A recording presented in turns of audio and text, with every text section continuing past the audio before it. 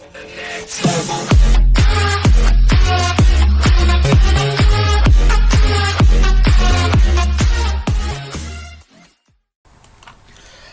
টিউটোরিয়ালে সবাইকে স্বাগতম। আজকের বিষয় চট্টগ্রাম বোর্ড এইচএসসি পরীক্ষা 2017 দ্বিতীয় পত্রের অব্যবসায়ী প্রতিষ্ঠানের সমাধান নিয়ে আলোচনা করার চেষ্টা করব। দেখি উদ্দীপকে কি বলা হয়েছে। রূপালী ক্লাবের 2015 সালের 31শে ডিসেম্বর থেকে সমাপ্ত বছরের প্রাপ্তি ও প্রদান হিসাব ছিল নিম্নরূপ।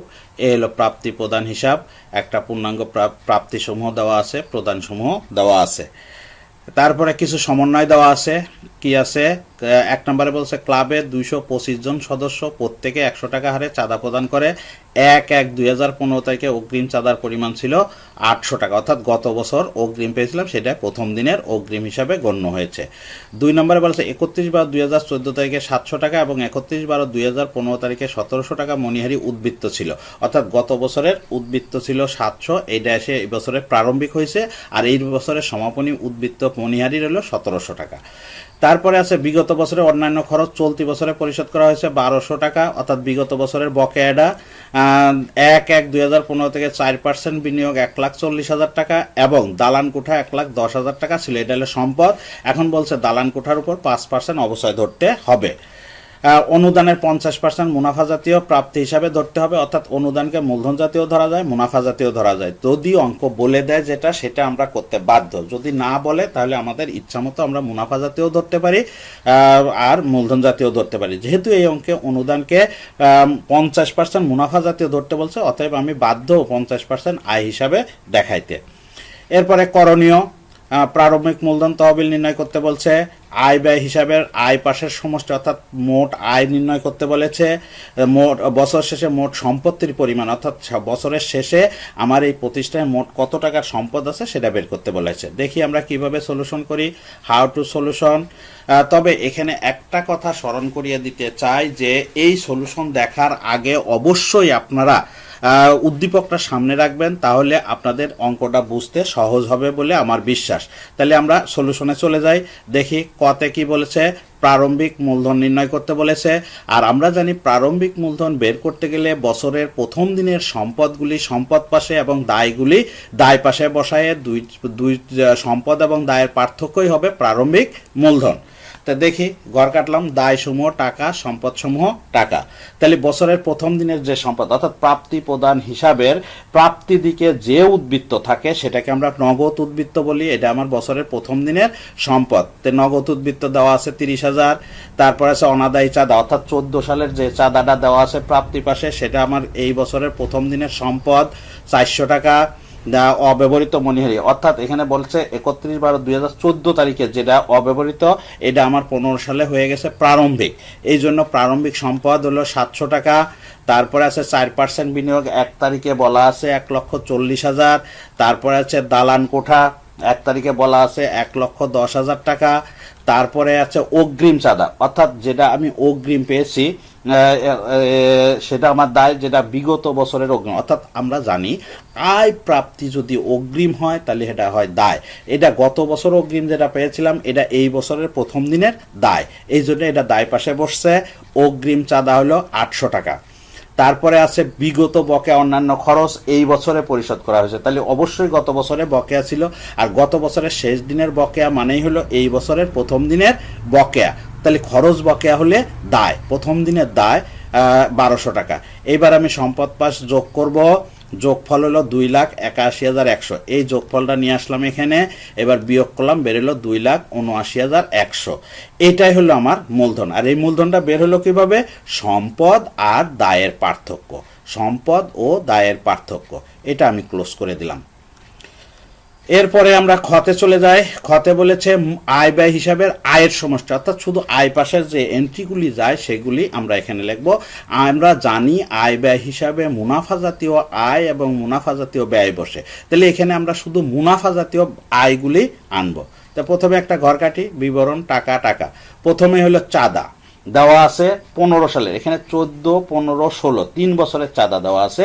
তাহলে 15 সালের চাঁদাটা হলো এই বছরের আমার আয়, এই জন্য 15 সালের চাঁদা আমি লিখলাম 2100, যোগ হলো বিগত বছরের অগ্রিম যেটা দেওয়া ছিল সেটা আমি এই বছরের সাথে যোগ করলাম, বেরোলো 21,800 যোগ হলো চলতি বকেয়া, অর্থাৎ এই বছরের যে অনাদায়ী আছে সেটা। এখন কিভাবে অনাদায়ী আছে বের করি। এখানে বলা হয়েছে ক্লাবের মোট সদস্য সংখ্যা হলো 225 জন এবং প্রত্যেকে চাঁদা দেয় 100 টাকা করে। তো দেখি কত আসে কিভাবে। 225 গুণ হলো 100 বিয়োগ হলো আমার আগের পাওনা ছিল হলো 21,000 আর বিগত অগ্রিম ছিল হলো 800।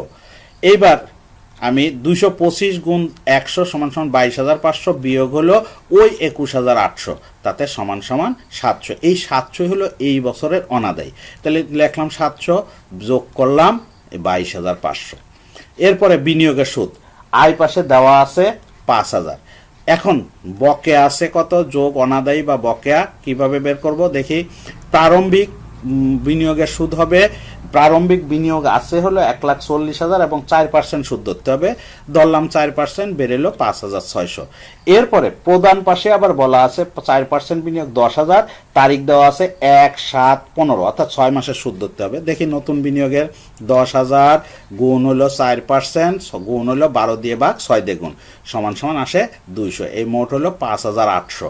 তাহলে বিনিয়োগের অনাদায়ী সুদ বা বকেয়া সুদ হবে আমার টোটাল সুদ হয় হলো 5,800, কিন্তু আমি পাইছি 5,000, তাহলে এখনো পাই নেই 800 টাকা। এই 800 হলো বকেয়া, মোট হলো 5,800। অনুদান এখানে বলা আছে অনুদানের 50% মুনাফা জাতীয়, তাহলে আয় পাশে লিখবো আমি অনুদানের 50% 9,500। চারণ কর এটা আমার আয় সরাসরি দেওয়া আছে 15,000।